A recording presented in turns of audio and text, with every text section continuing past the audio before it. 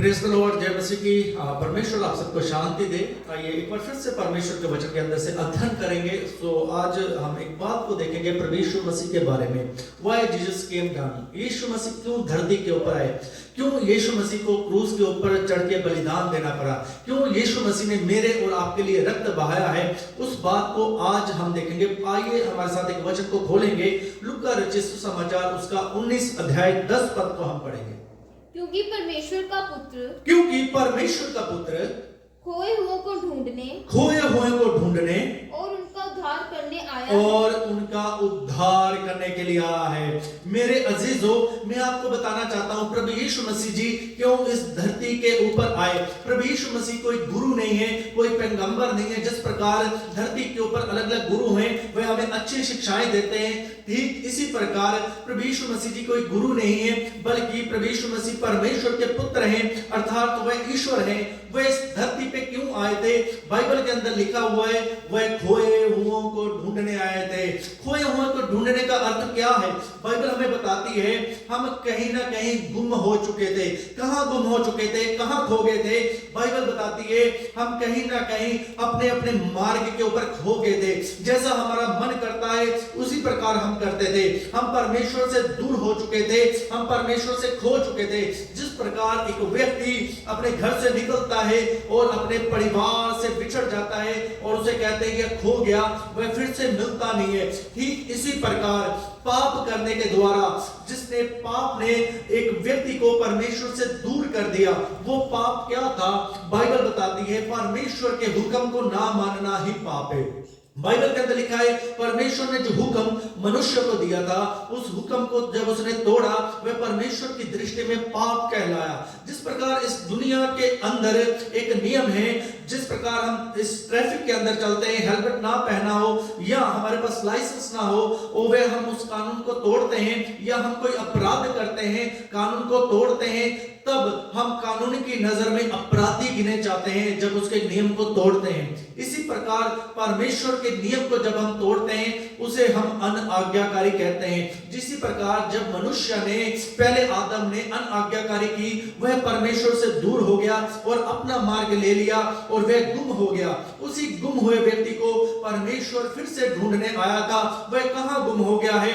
Bible हमें बताती है अलग अलग व्यक्ति अपने अपने मार्ग के ऊपर निकल गए। बहुत तेरे नौजवान आज नशे की दलदल के अंदर फंसे हुए, वह अलग अलग तरीके के नशों के अंदर फंसे हुए, दुष्ट आत्मा के द्वारा जकड़े हुए। बहुत वर्ष पहले, लगभग आज से कोई 18 वर्ष पहले, मैं भी एक नशे की दलदल के अंदर फंसा हुआ था, खोया हुआ था उस नशे के अंदर, उस प्रकार में उस पाप के बंधन में फंसा हुआ था। लेकिन प्रभु यीशु मसीह ने मुझे ढूंढा और अपने सेवक के द्वारा मुझे सुसमाचार बताया। मुझे बताया, मेरे बेटे मैं आपसे प्यार करता हूं, मेरे बेटे मैं तुमसे प्यार करता हूं, मैं तुझे माफ करने के लिए आया हूं, मैं तुझे सीने से लगाने के लिए आया हूं, मैं तेरे सारे पापों को माफ करना चाहता हूं, मैं तुझे से नशे से छुड़ाना चाहता हूं। सो इसी प्रकार प्रभु यीशु मसीह खोए हुए व्यक्ति को ढूंढने आया है। इसी प्रकार बहुत सारे लोग व्यभिचार के अंदर फंस चुके हैं। आज नौजवान लड़के लड़कियां कॉलेज के नाम से, यूनिवर्सिटी के नाम से नशे की डल्टरी के चक्कर में फंसे हुए हैं, व्यभिचार में फंसे हुए हैं। वह किसी न किसी तरीके से अपने माँ बाप को धोखा दे रहे हैं और अपनी अपनी मौज मस्ती के अंदर पड़े हुए हैं। इसी को परमेश्वर की दृष्टि में पाप गिना जाता है।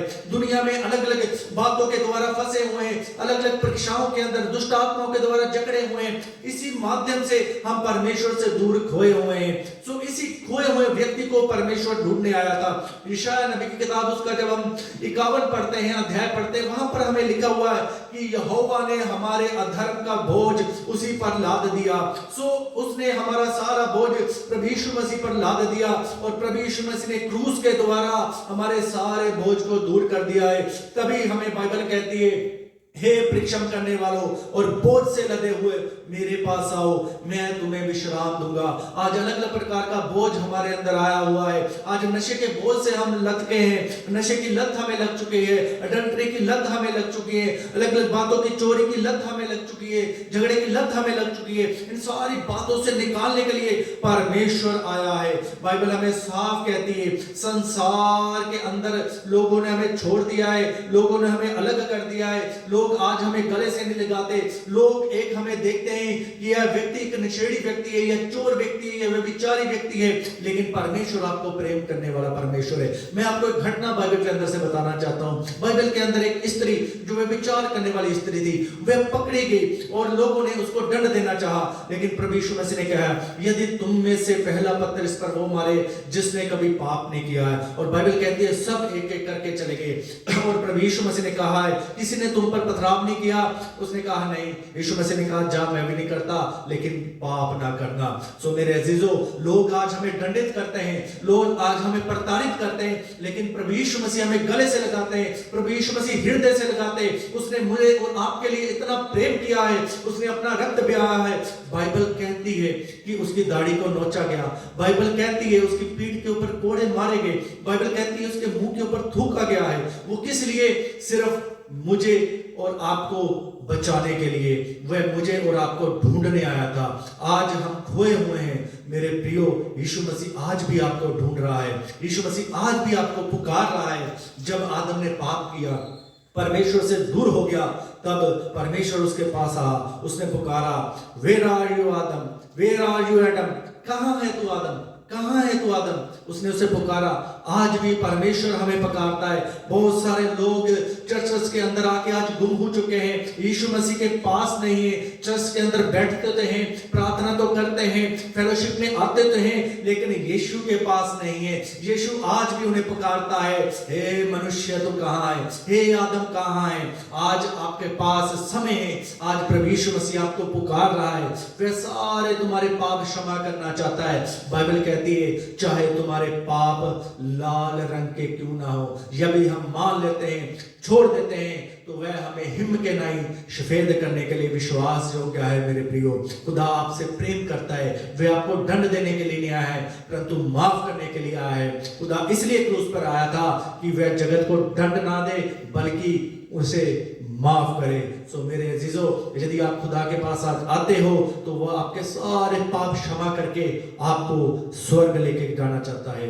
आइए आज आपका अंगीकार खुदा के सामने करें। खुदा आपको बरकत दे। प्रेज़